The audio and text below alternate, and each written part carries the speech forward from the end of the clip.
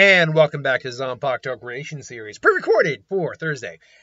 This one comes to us from... who gave me a suggestion again? Where's my actual book here of dates and all that goodness? This one came to us from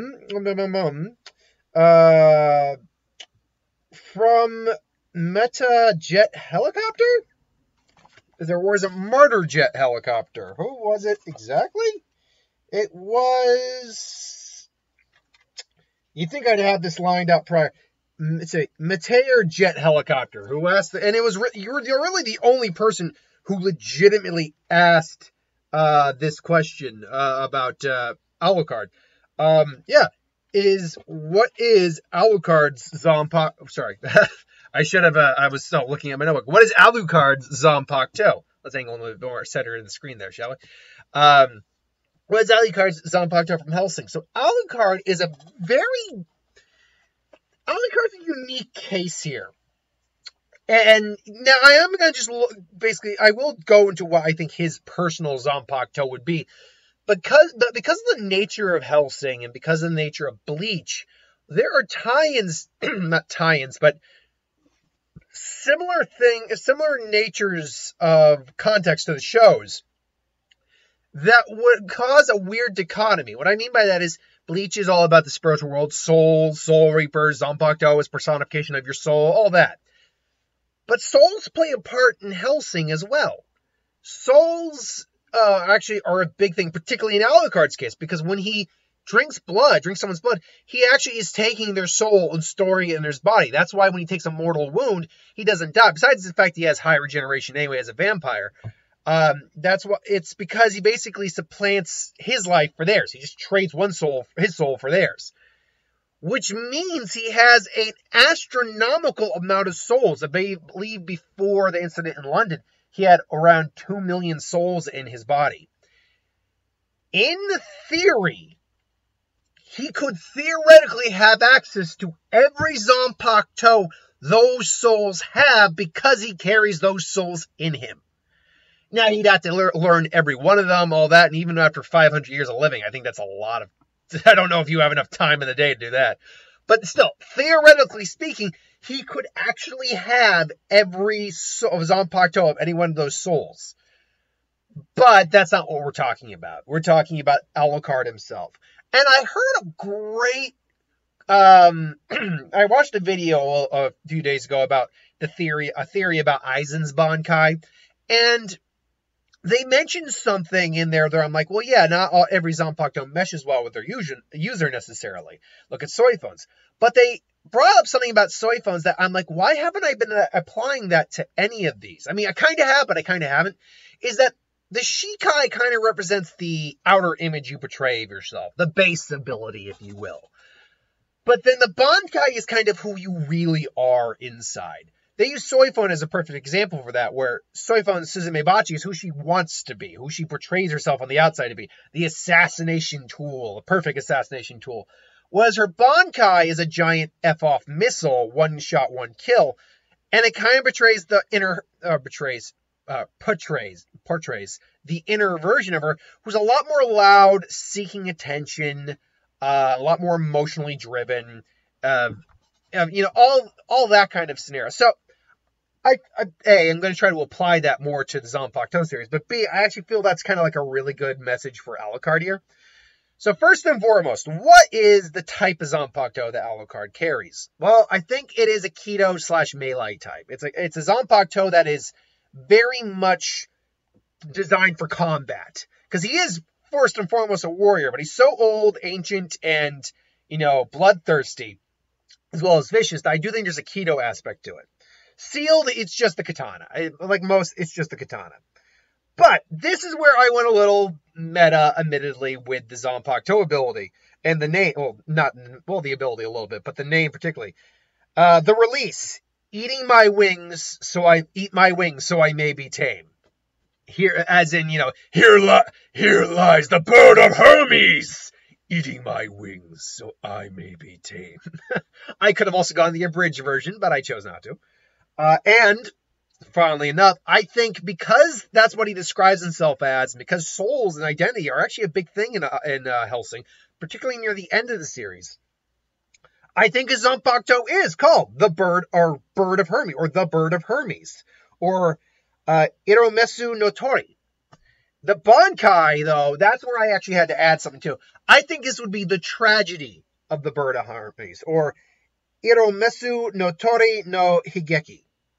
Now, the spirit, I think, actually would be a young version of Alucard, almost like a childlike version of Alucard. Not a child, but like a young teen, like when he was still innocent in the world, and like how he kind of viewed, like how he truly wants to be. He wants, honestly, to die, is what he does, but he can't.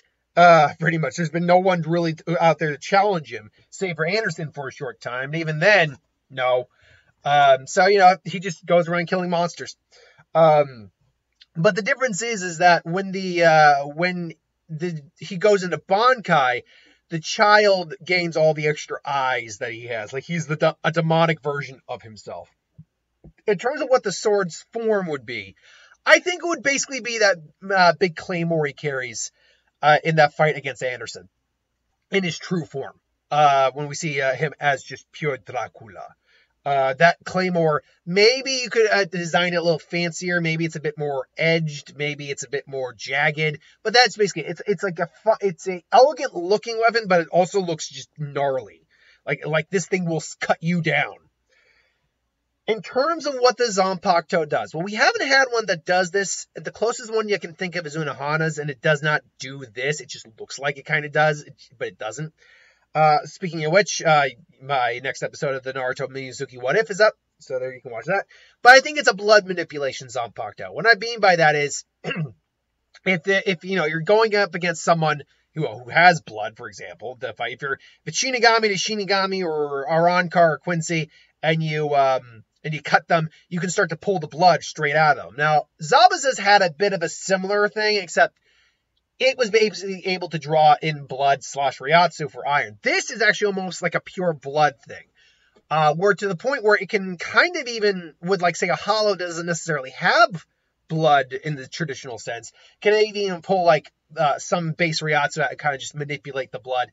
And really, I think he'd just use it for like base manipulation, like creating a blade or a shield or spikes or whatever. I mean, the more he cuts, the more he can manipulate. And then, so really, it's a blade that has a cool ability, but it's very limited in what it can do if it's not going up against like opponents or mass amount of opponents that can really help benefit the sword's abilities.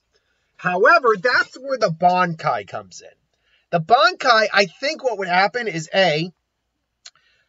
his own blood can be, because in his Shikai, his own blood, at least in my approximation of it, can't be used for the effect of the Zanpakuto.